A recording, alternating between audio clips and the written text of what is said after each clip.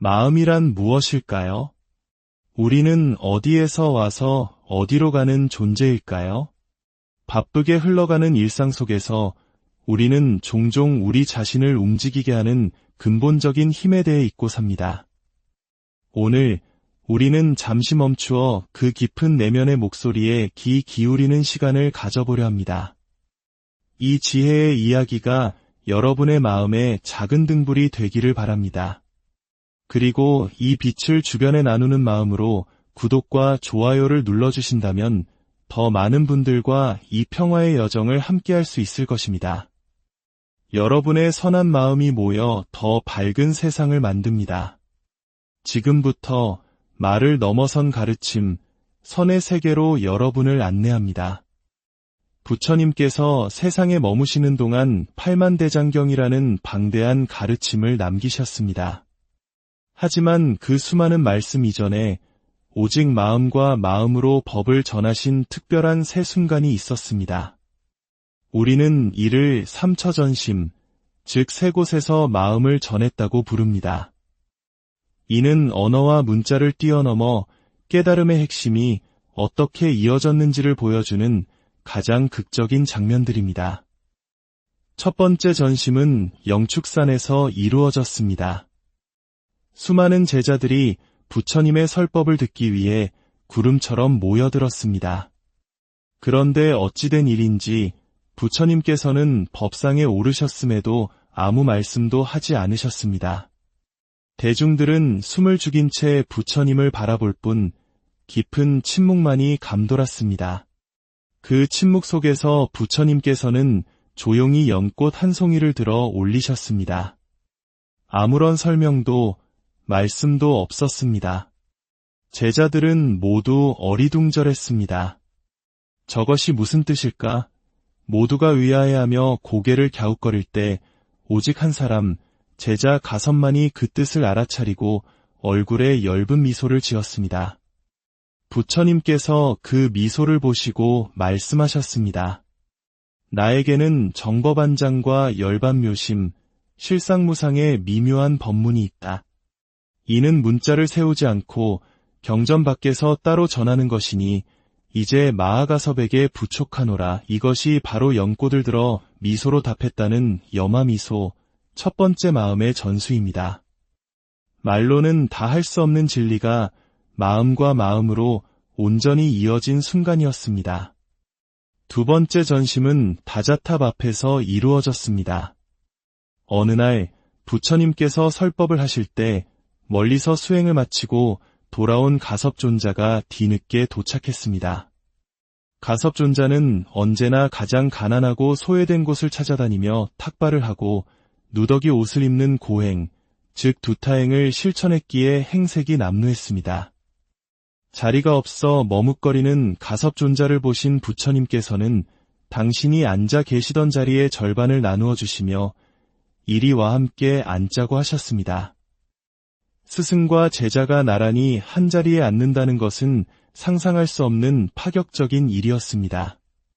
다른 모든 제자들이 경이로운 눈으로 그 광경을 지켜보았습니다. 이는 부처님께서 가섭존자를 당신과 동등한 깨달음의 경지에 있음을 모든 대중 앞에서 인정한 사건, 다자탑전 분반저입니다. 세 번째 전심은 부처님께서 열반에 드실 때 일어났습니다. 부처님께서 쿠시나가라의 사라쌍수 나무 아래에서 마지막 숨을 거두시자 모든 제자들은 슬픔에 잠겼습니다. 하늘도 땅도 비통함에 잠긴 듯했습니다. 그때에도 가섭존자는 멀리 있다가 뒤늦게 도착했습니다. 다른 제자들이 슬픔에 몸을 가누지 못하고 있을 때 가섭존자는 조용히 부처님의 관으로 다가가 예를 갖추어 세 바퀴를 돌고 합장하며 절을 올렸습니다. 바로 그 순간 기적 같은 일이 일어났습니다. 굳게 닫혀있던 관 밖으로 부처님의 두 발이 조용히 나타났던 것입니다. 이는 마치 마지막으로 길을 떠나는 스승이 가장 믿음직한 제자에게 작별 인사를 건네는 듯한 말없는 가르침이었습니다. 이를 곽시쌍부라 합니다.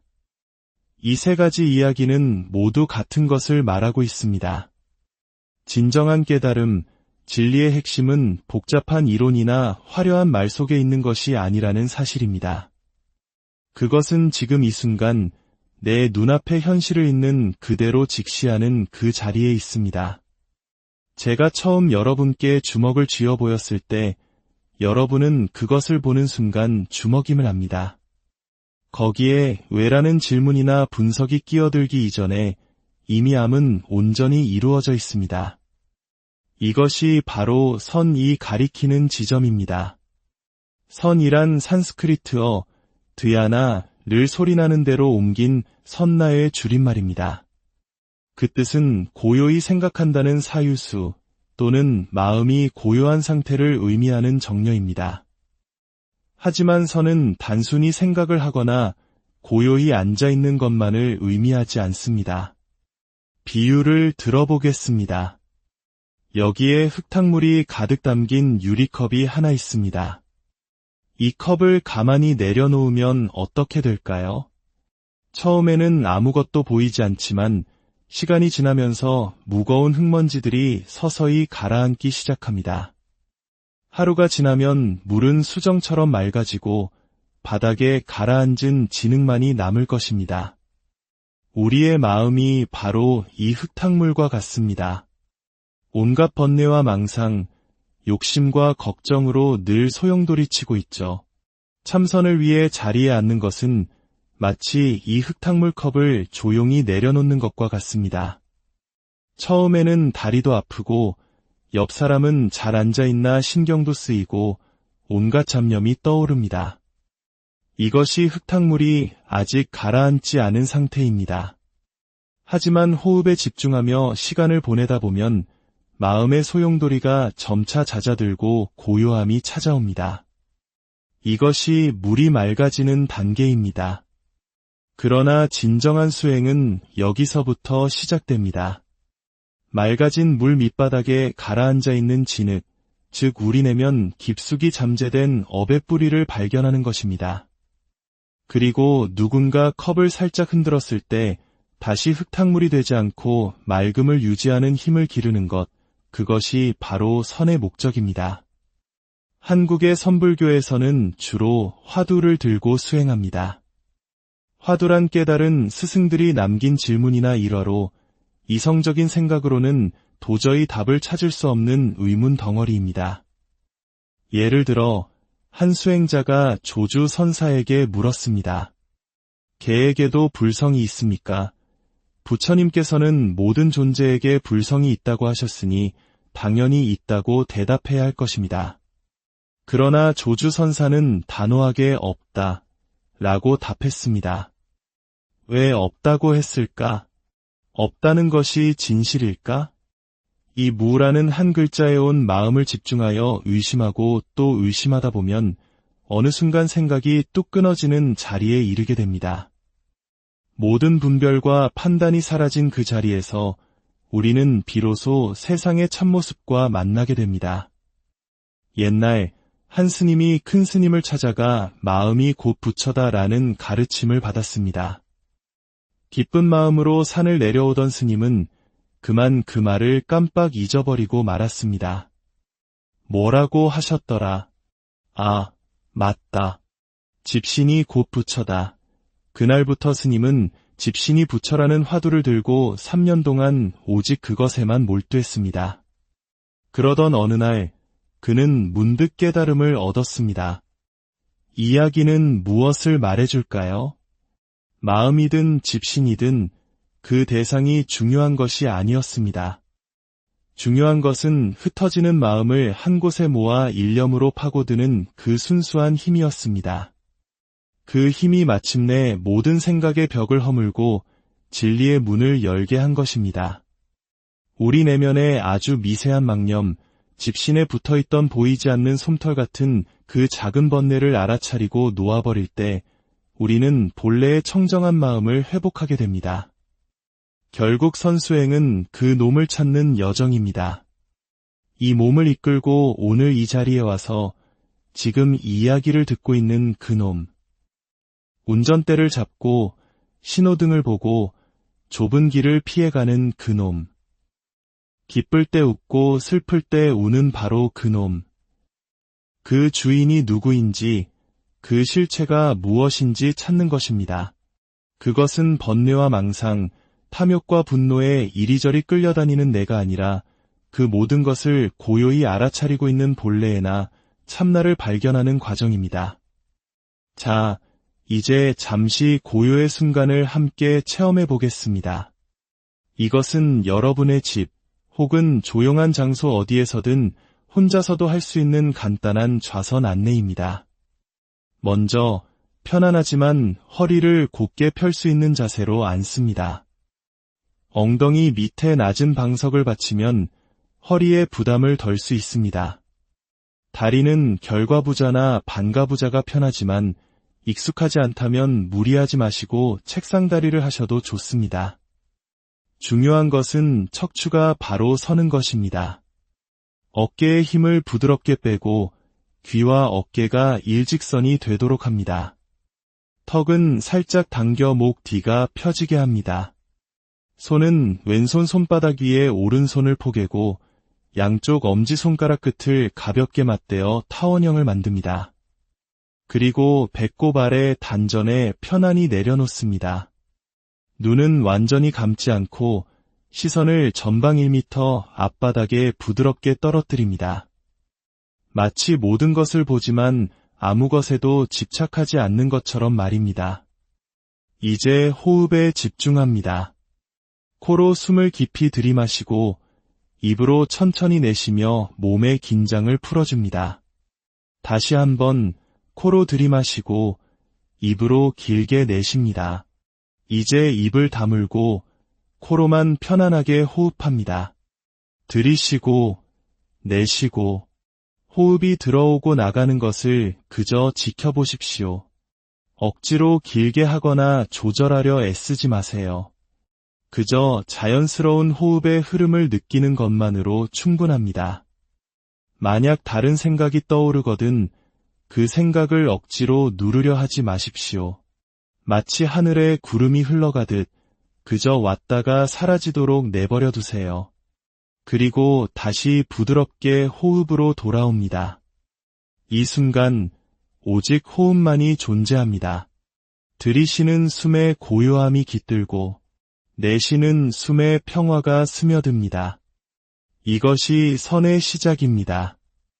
이 짧은 순간의 고요함이 모여 우리의 삶을 바꾸는 거대한 힘이 됩니다. 하루에 10분, 잠들기 전이라도 좋습니다. 알람을 맞춰놓고 온전히 자신과 마주하는 이 시간을 가져보십시오. 분명 깊은 숙면과 함께 맑은 아침을 맞이하게 될 것입니다. 선은 멀리 있는 것이 아닙니다. 복잡한 지식이나 특별한 재능이 필요한 것도 아닙니다. 그것은 바로 지금, 여기, 당신의 호흡 안에 있습니다. 외부의 소란함에 흔들리지 않고 내면의 평온을 지켜나갈 때 우리는 비로소 삶의 진정한 주인이 될 수 있습니다. 오늘 함께 나눈 이 법문이 여러분의 삶의 평온과 지혜의 씨앗이 되기를 기원합니다. 여러분의 걸음마다 부처님의 자비가 함께하고 마음에는 늘 평화가 깃들기를 바랍니다. 이 평화의 메시지가 더 널리 퍼져나갈 수 있도록 여러분의 소중한 마음을 나누어 주십시오. 마음이란 무엇일까요? 우리는 어디에서 와서 어디로 가는 존재일까요? 바쁘게 흘러가는 일상 속에서 우리는 종종 우리 자신을 움직이게 하는 근본적인 힘에 대해 잊고 삽니다. 오늘 우리는 잠시 멈추어 그 깊은 내면의 목소리에 귀 기울이는 시간을 가져보려 합니다. 이 지혜의 이야기가 여러분의 마음에 작은 등불이 되기를 바랍니다. 그리고 이 빛을 주변에 나누는 마음으로 구독과 좋아요를 눌러주신다면 더 많은 분들과 이 평화의 여정을 함께할 수 있을 것입니다. 여러분의 선한 마음이 모여 더 밝은 세상을 만듭니다. 지금부터 말을 넘어선 가르침, 선의 세계로 여러분을 안내합니다. 부처님께서 세상에 머무시는 동안 팔만대장경이라는 방대한 가르침을 남기셨습니다. 하지만 그 수많은 말씀 이전에 오직 마음과 마음으로 법을 전하신 특별한 세 순간이 있었습니다. 우리는 이를 삼처전심, 즉 세 곳에서 마음을 전했다고 부릅니다. 이는 언어와 문자를 뛰어넘어 깨달음의 핵심이 어떻게 이어졌는지를 보여주는 가장 극적인 장면들입니다. 첫 번째 전심은 영축산에서 이루어졌습니다. 수많은 제자들이 부처님의 설법을 듣기 위해 구름처럼 모여들었습니다.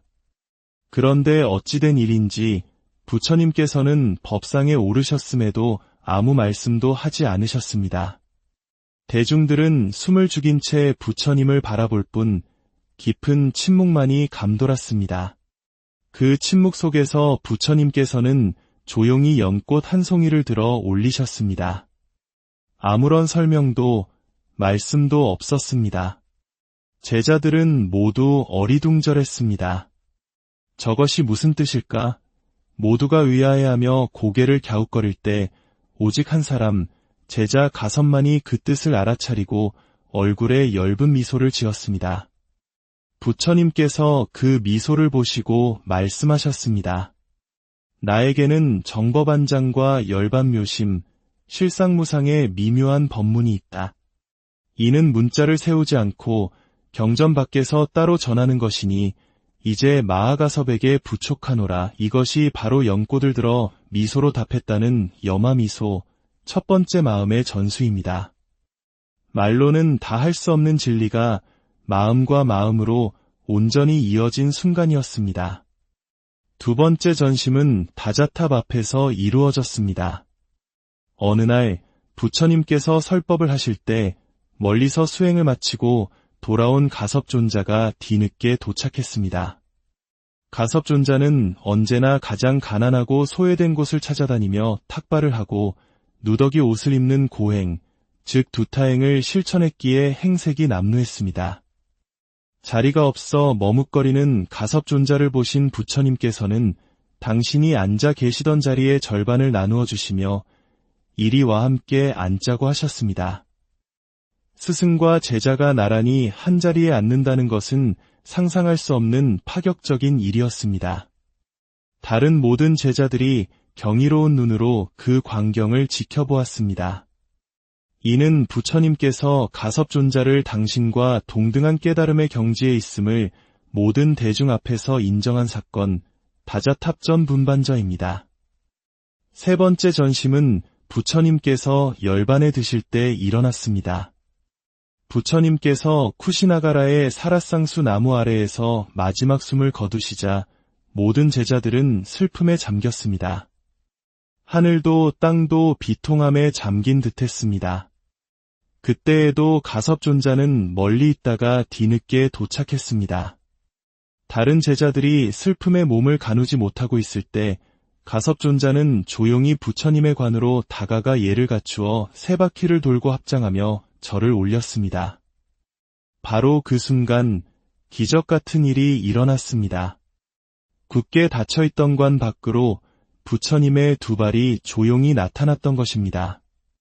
이는 마치 마지막으로 길을 떠나는 스승이 가장 믿음직한 제자에게 작별 인사를 건네는 듯한 말없는 가르침이었습니다. 이를 곽시쌍부라 합니다. 이 세 가지 이야기는 모두 같은 것을 말하고 있습니다.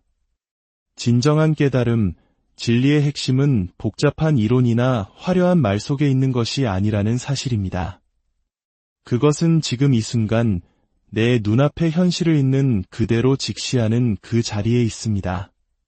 제가 처음 여러분께 주먹을 쥐어 보였을 때 여러분은 그것을 보는 순간 주먹임을 압니다. 거기에 왜라는 질문이나 분석이 끼어들기 이전에 이미 암은 온전히 이루어져 있습니다. 이것이 바로 선이 가리키는 지점입니다. 선이란 산스크리트어 드야나를 소리나는 대로 옮긴 선나의 줄임말입니다. 그 뜻은 고요히 생각한다는 사유수 또는 마음이 고요한 상태를 의미하는 정려입니다. 하지만 선은 단순히 생각을 하거나 고요히 앉아 있는 것만을 의미하지 않습니다. 비유를 들어보겠습니다. 여기에 흙탕물이 가득 담긴 유리컵이 하나 있습니다.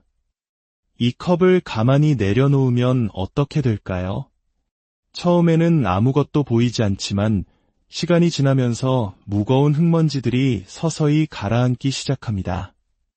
하루가 지나면 물은 수정처럼 맑아지고 바닥에 가라앉은 진흙만이 남을 것입니다. 우리의 마음이 바로 이 흙탕물과 같습니다. 온갖 번뇌와 망상, 욕심과 걱정으로 늘 소용돌이치고 있죠. 참선을 위해 자리에 앉는 것은 마치 이 흙탕물 컵을 조용히 내려놓는 것과 같습니다. 처음에는 다리도 아프고 옆 사람은 잘 앉아있나 신경도 쓰이고 온갖 잡념이 떠오릅니다. 이것이 흙탕물이 아직 가라앉지 않은 상태입니다. 하지만 호흡에 집중하며 시간을 보내다 보면 마음의 소용돌이가 점차 잦아들고 고요함이 찾아옵니다. 이것이 물이 맑아지는 단계입니다. 그러나 진정한 수행은 여기서부터 시작됩니다. 맑아진 물 밑바닥에 가라앉아 있는 진흙, 즉 우리내면 깊숙이 잠재된 업의 뿌리를 발견하는 것입니다.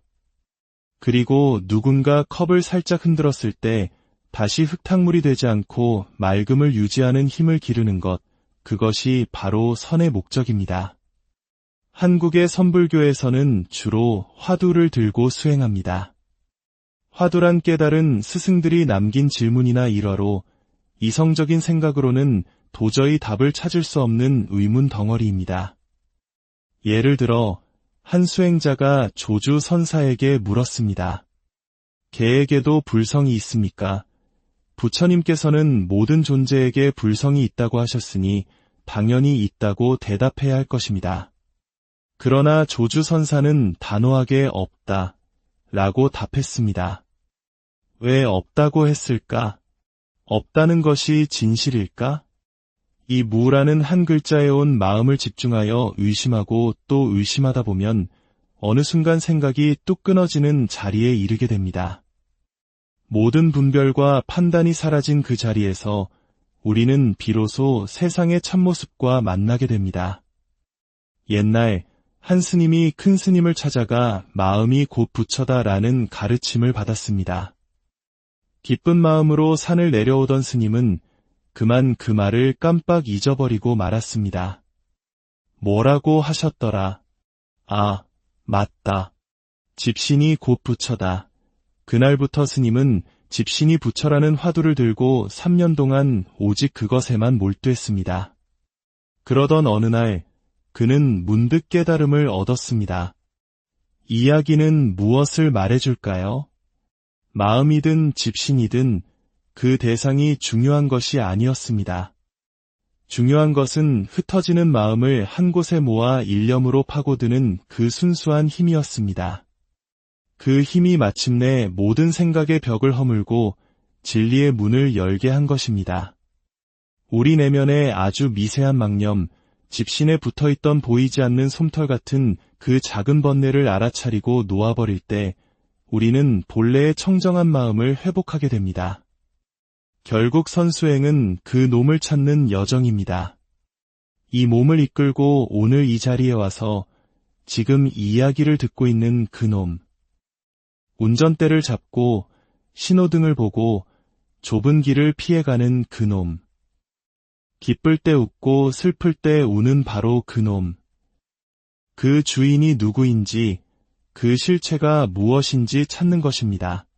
그것은 번뇌와 망상, 탐욕과 분노에 이리저리 끌려다니는 내가 아니라 그 모든 것을 고요히 알아차리고 있는 본래나 참나를 발견하는 과정입니다. 자, 이제 잠시 고요의 순간을 함께 체험해 보겠습니다. 이것은 여러분의 집 혹은 조용한 장소 어디에서든 혼자서도 할 수 있는 간단한 좌선 안내입니다. 먼저 편안하지만 허리를 곧게 펼 수 있는 자세로 앉습니다. 엉덩이 밑에 낮은 방석을 받치면 허리에 부담을 덜 수 있습니다. 다리는 결과부자나 반가부자가 편하지만 익숙하지 않다면 무리하지 마시고 책상 다리를 하셔도 좋습니다. 중요한 것은 척추가 바로 서는 것입니다. 어깨의 힘을 부드럽게 빼고 귀와 어깨가 일직선이 되도록 합니다. 턱은 살짝 당겨 목 뒤가 펴지게 합니다. 손은 왼손 손바닥 위에 오른손을 포개고 양쪽 엄지손가락 끝을 가볍게 맞대어 타원형을 만듭니다. 그리고 배꼽 아래 단전에 편안히 내려놓습니다. 눈은 완전히 감지 않고 시선을 전방 1m 앞바닥에 부드럽게 떨어뜨립니다. 마치 모든 것을 보지만 아무 것에도 집착하지 않는 것처럼 말입니다. 이제 호흡에 집중합니다. 코로 숨을 깊이 들이마시고 입으로 천천히 내쉬며 몸의 긴장을 풀어줍니다. 다시 한번 코로 들이마시고 입으로 길게 내쉽니다. 이제 입을 다물고 코로만 편안하게 호흡합니다. 들이쉬고 내쉬고 호흡이 들어오고 나가는 것을 그저 지켜보십시오. 억지로 길게 하거나 조절하려 애쓰지 마세요. 그저 자연스러운 호흡의 흐름을 느끼는 것만으로 충분합니다. 만약 다른 생각이 떠오르거든 그 생각을 억지로 누르려 하지 마십시오. 마치 하늘에 구름이 흘러가듯 그저 왔다가 사라지도록 내버려 두세요. 그리고 다시 부드럽게 호흡으로 돌아옵니다. 이 순간 오직 호흡만이 존재합니다. 들이쉬는 숨에 고요함이 깃들고 내쉬는 숨에 평화가 스며듭니다. 이것이 선의 시작입니다. 이 짧은 순간의 고요함이 모여 우리의 삶을 바꾸는 거대한 힘이 됩니다. 하루에 10분, 잠들기 전이라도 좋습니다. 알람을 맞춰놓고 온전히 자신과 마주하는 이 시간을 가져보십시오.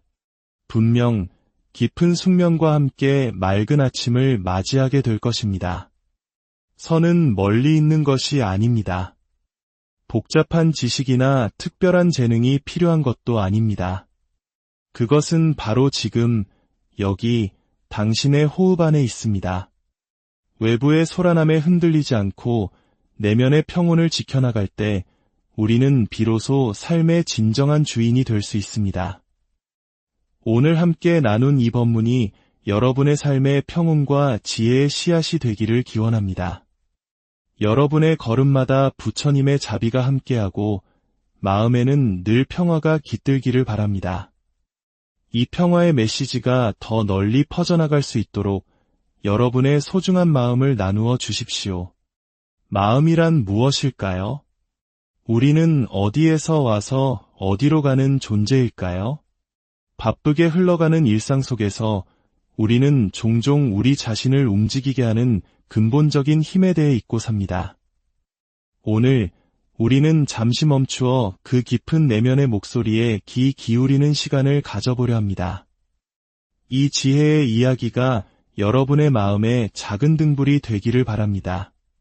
그리고 이 빛을 주변에 나누는 마음으로 구독과 좋아요를 눌러주신다면 더 많은 분들과 이 평화의 여정을 함께할 수 있을 것입니다. 여러분의 선한 마음이 모여 더 밝은 세상을 만듭니다. 지금부터 말을 넘어선 가르침, 선의 세계로 여러분을 안내합니다. 부처님께서 세상에 머무시는 동안 팔만대장경이라는 방대한 가르침을 남기셨습니다. 하지만 그 수많은 말씀 이전에 오직 마음과 마음으로 법을 전하신 특별한 세 순간이 있었습니다. 우리는 이를 삼처전심, 즉 세 곳에서 마음을 전했다고 부릅니다. 이는 언어와 문자를 뛰어넘어 깨달음의 핵심이 어떻게 이어졌는지를 보여주는 가장 극적인 장면들입니다. 첫 번째 전심은 영축산에서 이루어졌습니다. 수많은 제자들이 부처님의 설법을 듣기 위해 구름처럼 모여들었습니다. 그런데 어찌된 일인지 부처님께서는 법상에 오르셨음에도 아무 말씀도 하지 않으셨습니다. 대중들은 숨을 죽인 채 부처님을 바라볼 뿐 깊은 침묵만이 감돌았습니다. 그 침묵 속에서 부처님께서는 조용히 연꽃 한 송이를 들어 올리셨습니다. 아무런 설명도 말씀도 없었습니다. 제자들은 모두 어리둥절했습니다. 저것이 무슨 뜻일까? 모두가 의아해하며 고개를 갸웃거릴 때 오직 한 사람, 제자 가섭만이 그 뜻을 알아차리고 얼굴에 엷은 미소를 지었습니다. 부처님께서 그 미소를 보시고 말씀하셨습니다. 나에게는 정법안장과 열반묘심, 실상무상의 미묘한 법문이 있다.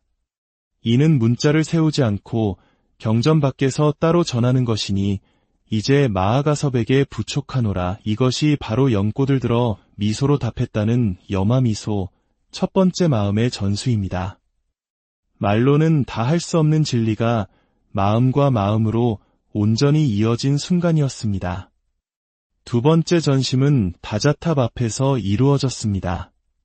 어느 날 부처님께서 설법을 하실 때 멀리서 수행을 마치고 돌아온 가섭존자가 뒤늦게 도착했습니다.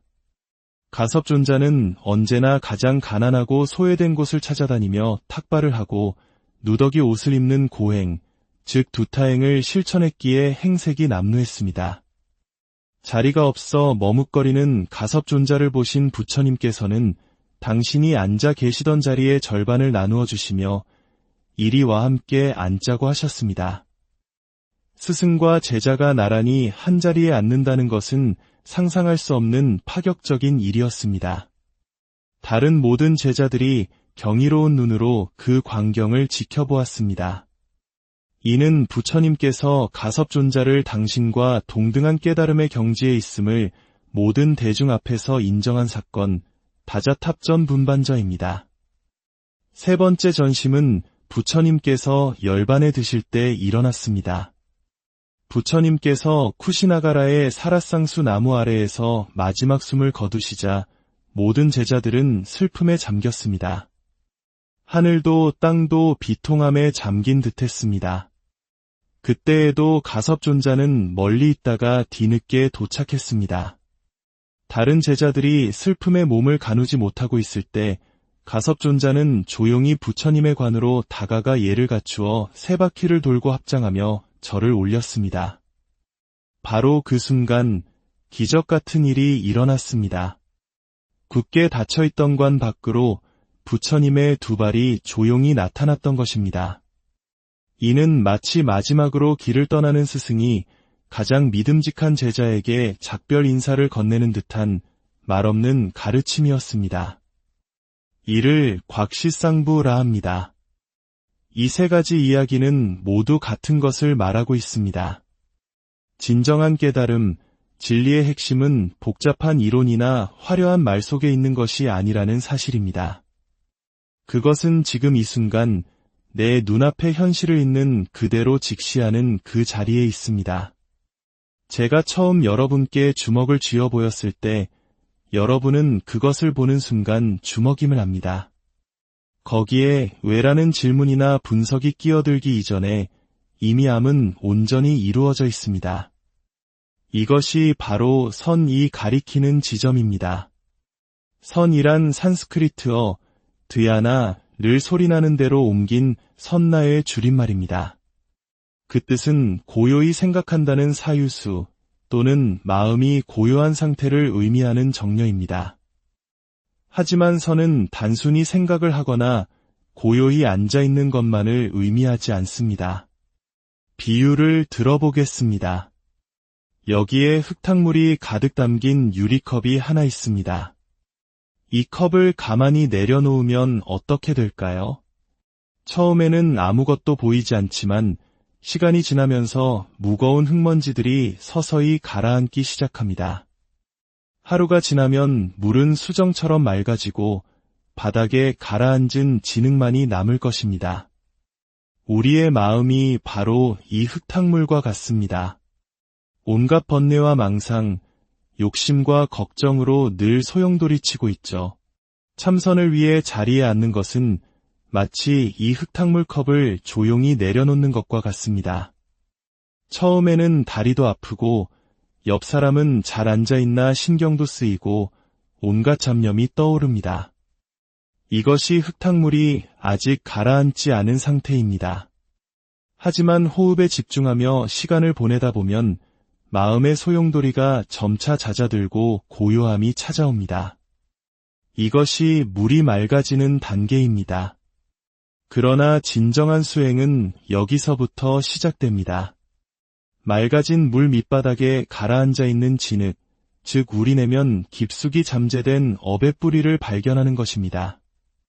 그리고 누군가 컵을 살짝 흔들었을 때 다시 흙탕물이 되지 않고 맑음을 유지하는 힘을 기르는 것, 그것이 바로 선의 목적입니다. 한국의 선불교에서는 주로 화두를 들고 수행합니다. 화두란 깨달은 스승들이 남긴 질문이나 일화로 이성적인 생각으로는 도저히 답을 찾을 수 없는 의문 덩어리입니다. 예를 들어 한 수행자가 조주 선사에게 물었습니다. 개에게도 불성이 있습니까? 부처님께서는 모든 존재에게 불성이 있다고 하셨으니 당연히 있다고 대답해야 할 것입니다. 그러나 조주 선사는 단호하게 없다 라고 답했습니다. 왜 없다고 했을까? 없다는 것이 진실일까? 이 무라는 한 글자에 온 마음을 집중하여 의심하고 또 의심하다 보면 어느 순간 생각이 뚝 끊어지는 자리에 이르게 됩니다. 모든 분별과 판단이 사라진 그 자리에서 우리는 비로소 세상의 참모습과 만나게 됩니다.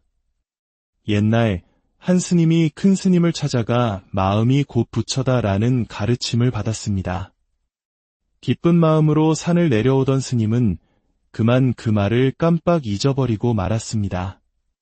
뭐라고 하셨더라? 아, 맞다. 집신이 곧 부처다. 그날부터 스님은 집신이 부처라는 화두를 들고 3년 동안 오직 그것에만 몰두했습니다. 그러던 어느 날 그는 문득 깨달음을 얻었습니다. 이야기는 무엇을 말해줄까요?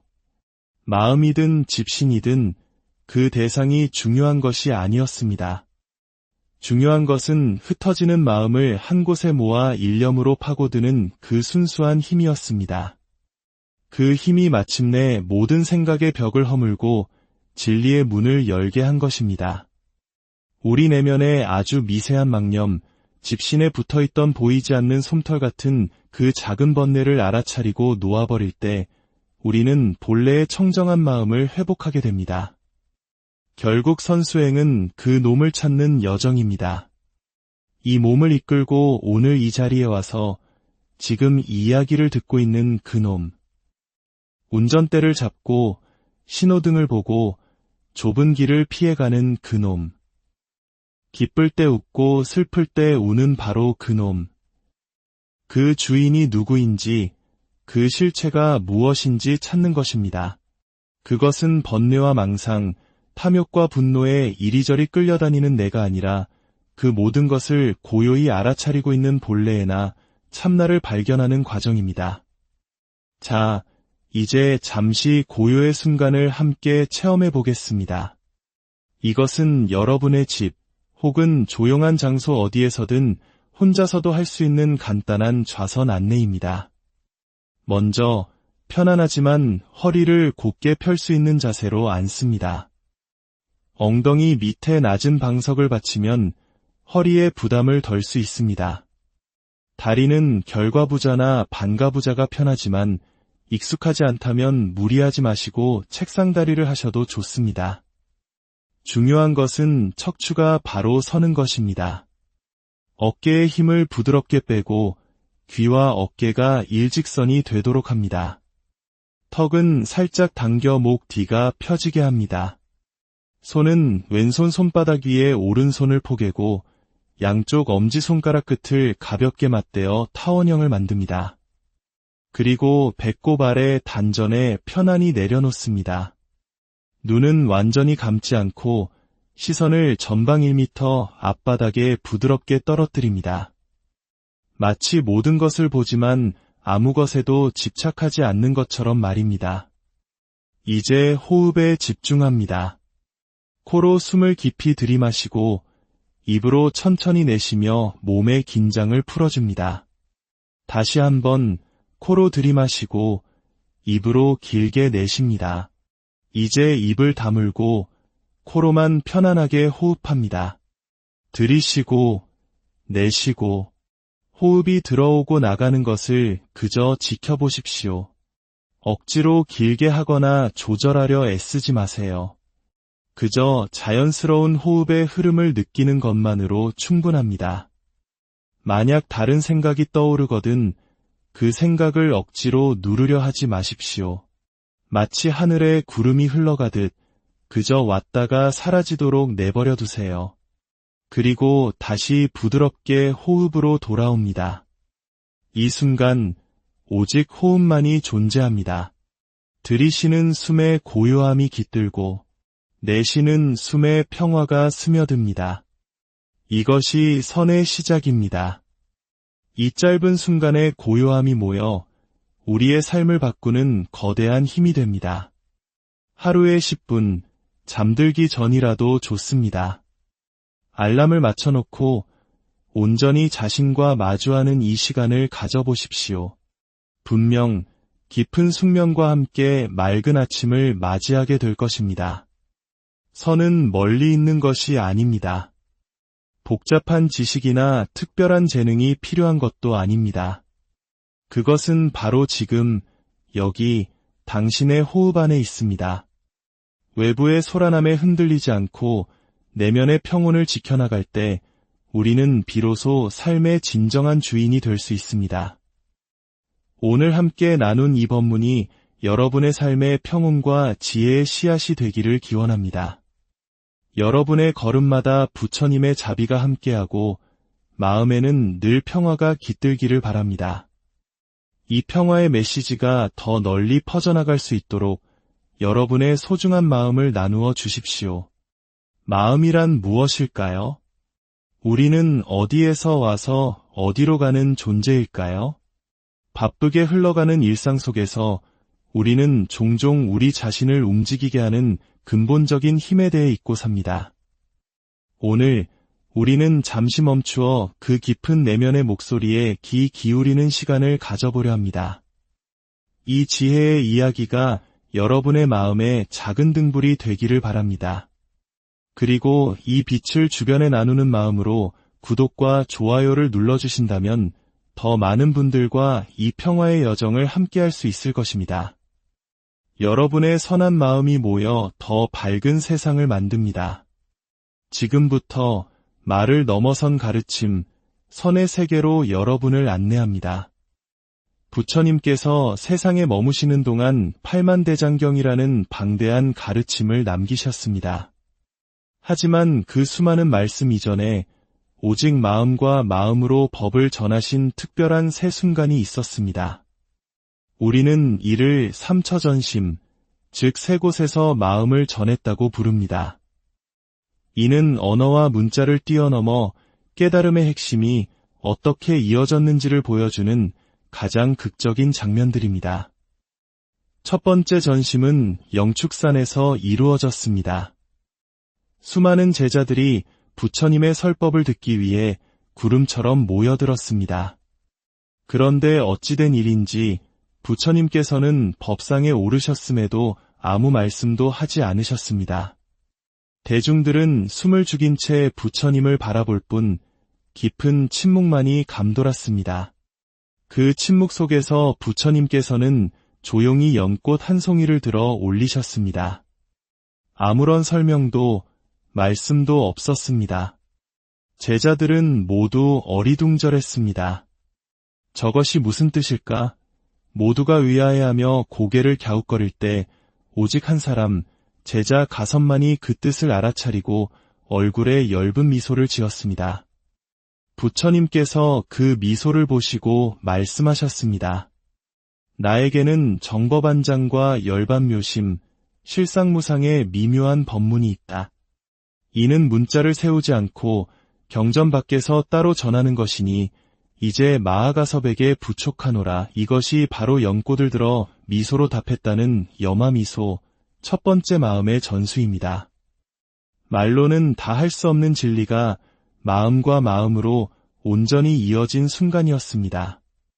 두 번째 전심은 다자탑 앞에서 이루어졌습니다.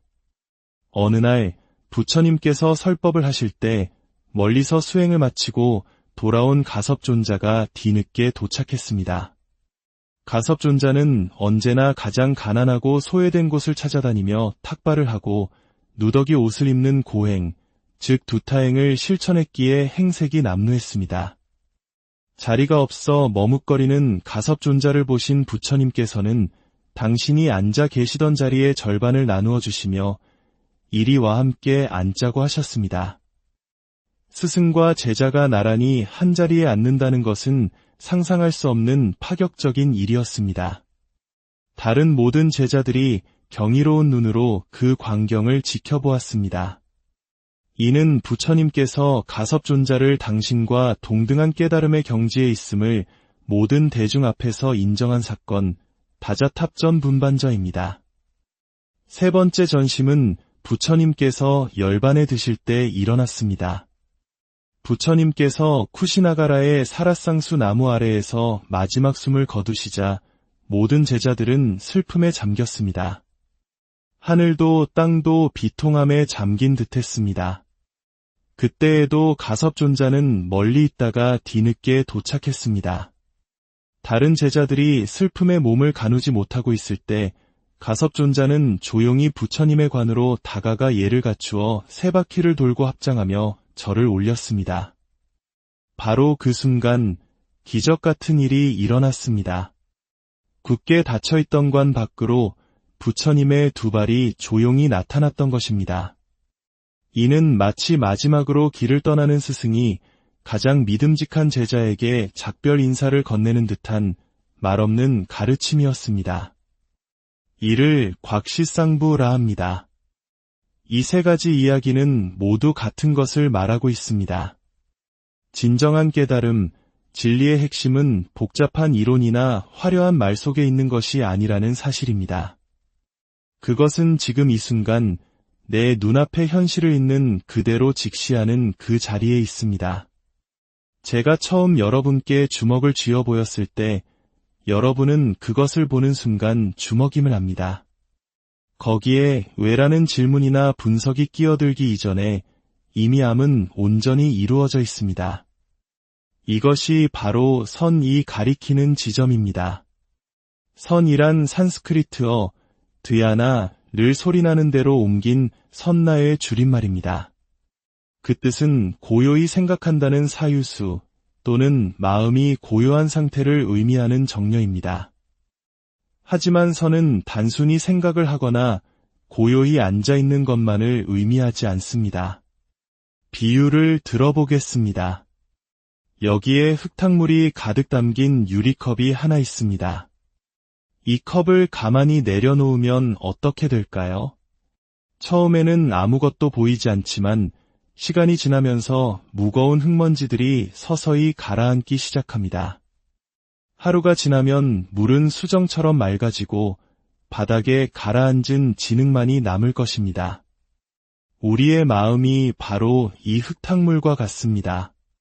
온갖 번뇌와 망상, 욕심과 걱정으로 늘 소용돌이치고 있죠.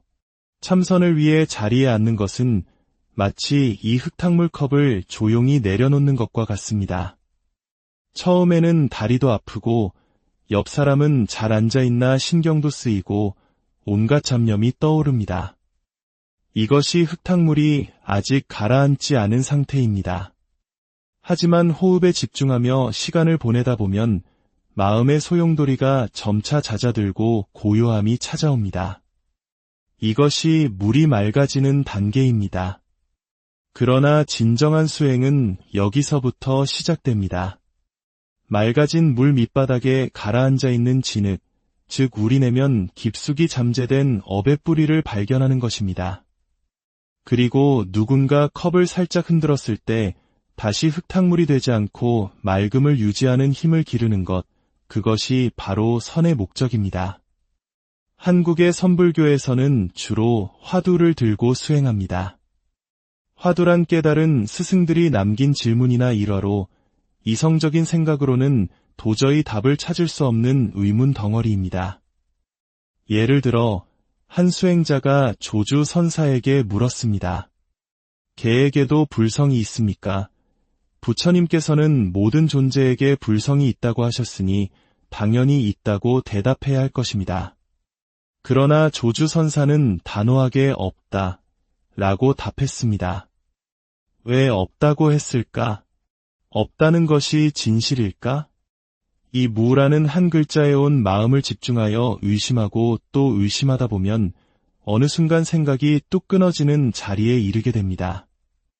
모든 분별과 판단이 사라진 그 자리에서 우리는 비로소 세상의 참모습과 만나게 됩니다. 옛날 한 스님이 큰 스님을 찾아가 마음이 곧 부처다라는 가르침을 받았습니다. 기쁜 마음으로 산을 내려오던 스님은 그만 그 말을 깜빡 잊어버리고 말았습니다. 뭐라고 하셨더라? 아, 맞다. 집신이 곧 부처다. 그날부터 스님은 집신이 부처라는 화두를 들고 3년 동안 오직 그것에만 몰두했습니다. 그러던 어느 날 그는 문득 깨달음을 얻었습니다. 이야기는 무엇을 말해줄까요? 마음이든 집신이든 그 대상이 중요한 것이 아니었습니다. 중요한 것은 흩어지는 마음을 한 곳에 모아 일념으로 파고드는 그 순수한 힘이었습니다. 그 힘이 마침내 모든 생각의 벽을 허물고 진리의 문을 열게 한 것입니다. 우리 내면의 아주 미세한 망념, 집신에 붙어있던 보이지 않는 솜털 같은 그 작은 번뇌를 알아차리고 놓아버릴 때 우리는 본래의 청정한 마음을 회복하게 됩니다. 결국 선수행은 그 놈을 찾는 여정입니다. 이 몸을 이끌고 오늘 이 자리에 와서 지금 이 이야기를 듣고 있는 그 놈. 운전대를 잡고 신호등을 보고 좁은 길을 피해가는 그 놈. 기쁠 때 웃고 슬플 때 우는 바로 그 놈. 그 주인이 누구인지, 그 실체가 무엇인지 찾는 것입니다. 그것은 번뇌와 망상, 탐욕과 분노에 이리저리 끌려다니는 내가 아니라 그 모든 것을 고요히 알아차리고 있는 본래나 참나를 발견하는 과정입니다. 자, 이제 잠시 고요의 순간을 함께 체험해 보겠습니다. 이것은 여러분의 집 혹은 조용한 장소 어디에서든 혼자서도 할 수 있는 간단한 좌선 안내입니다. 먼저 편안하지만 허리를 곧게 펼 수 있는 자세로 앉습니다. 엉덩이 밑에 낮은 방석을 받치면 허리에 부담을 덜 수 있습니다. 다리는 결과부자나 반가부자가 편하지만 익숙하지 않다면 무리하지 마시고 책상 다리를 하셔도 좋습니다. 중요한 것은 척추가 바로 서는 것입니다. 어깨의 힘을 부드럽게 빼고 귀와 어깨가 일직선이 되도록 합니다. 턱은 살짝 당겨 목 뒤가 펴지게 합니다. 손은 왼손 손바닥 위에 오른손을 포개고 양쪽 엄지손가락 끝을 가볍게 맞대어 타원형을 만듭니다. 그리고 배꼽 아래 단전에 편안히 내려놓습니다. 눈은 완전히 감지 않고 시선을 전방 1m 앞바닥에 부드럽게 떨어뜨립니다. 마치 모든 것을 보지만 아무 것에도 집착하지 않는 것처럼 말입니다. 이제 호흡에 집중합니다. 코로 숨을 깊이 들이마시고 입으로 천천히 내쉬며 몸의 긴장을 풀어줍니다. 다시 한번 코로 들이마시고 입으로 길게 내쉽니다. 이제 입을 다물고 코로만 편안하게 호흡합니다. 들이쉬고 내쉬고 호흡이 들어오고 나가는 것을 그저 지켜보십시오. 억지로 길게 하거나 조절하려 애쓰지 마세요. 그저 자연스러운 호흡의 흐름을 느끼는 것만으로 충분합니다. 만약 다른 생각이 떠오르거든 그 생각을 억지로 누르려 하지 마십시오. 마치 하늘에 구름이 흘러가듯 그저 왔다가 사라지도록 내버려 두세요. 그리고 다시 부드럽게 호흡으로 돌아옵니다. 이 순간 오직 호흡만이 존재합니다. 들이쉬는 숨의 고요함이 깃들고 내쉬는 숨의 평화가 스며듭니다. 이것이 선의 시작입니다. 이 짧은 순간의 고요함이 모여 우리의 삶을 바꾸는 거대한 힘이 됩니다. 하루에 10분, 잠들기 전이라도 좋습니다. 알람을 맞춰놓고 온전히 자신과 마주하는 이 시간을 가져보십시오. 분명 깊은 숙면과 함께 맑은 아침을 맞이하게 될 것입니다. 선은 멀리 있는 것이 아닙니다. 복잡한 지식이나 특별한 재능이 필요한 것도 아닙니다. 그것은 바로 지금, 여기, 당신의 호흡 안에 있습니다. 외부의 소란함에 흔들리지 않고 내면의 평온을 지켜나갈 때 우리는 비로소 삶의 진정한 주인이 될 수 있습니다. 오늘 함께 나눈 이 법문이 여러분의 삶의 평온과 지혜의 씨앗이 되기를 기원합니다. 여러분의 걸음마다 부처님의 자비가 함께하고 마음에는 늘 평화가 깃들기를 바랍니다. 이 평화의 메시지가 더 널리 퍼져나갈 수 있도록 여러분의 소중한 마음을 나누어 주십시오. 마음이란 무엇일까요? 우리는 어디에서 와서 어디로 가는 존재일까요? 바쁘게 흘러가는 일상 속에서 우리는 종종 우리 자신을 움직이게 하는 근본적인 힘에 대해 잊고 삽니다. 오늘 우리는 잠시 멈추어 그 깊은 내면의 목소리에 귀 기울이는 시간을 가져보려 합니다. 이 지혜의 이야기가 여러분의 마음에 작은 등불이 되기를 바랍니다. 그리고 이 빛을 주변에 나누는 마음으로 구독과 좋아요를 눌러주신다면 더 많은 분들과 이 평화의 여정을 함께할 수 있을 것입니다. 여러분의 선한 마음이 모여 더 밝은 세상을 만듭니다. 지금부터 말을 넘어선 가르침, 선의 세계로 여러분을 안내합니다.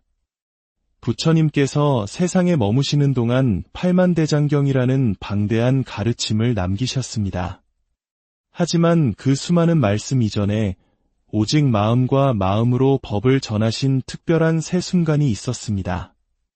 우리는 이를 삼처전심, 즉 세 곳에서 마음을 전했다고 부릅니다. 이는 언어와 문자를 뛰어넘어 깨달음의 핵심이 어떻게 이어졌는지를 보여주는 가장 극적인 장면들입니다. 첫 번째 전심은 영축산에서 이루어졌습니다. 수많은 제자들이 부처님의 설법을 듣기 위해 구름처럼 모여들었습니다. 그런데 어찌된 일인지 부처님께서는 법상에 오르셨음에도 아무 말씀도 하지 않으셨습니다. 대중들은 숨을 죽인 채 부처님을 바라볼 뿐 깊은 침묵만이 감돌았습니다. 그 침묵 속에서 부처님께서는 조용히 연꽃 한 송이를 들어 올리셨습니다. 아무런 설명도 말씀도 없었습니다. 제자들은 모두 어리둥절했습니다. 저것이 무슨 뜻일까? 모두가 의아해하며 고개를 갸웃거릴 때 오직 한 사람, 제자 가섭만이 그 뜻을 알아차리고 얼굴에 엷은 미소를 지었습니다. 부처님께서 그 미소를 보시고 말씀하셨습니다. 나에게는 정법안장과 열반묘심, 실상무상의 미묘한 법문이 있다.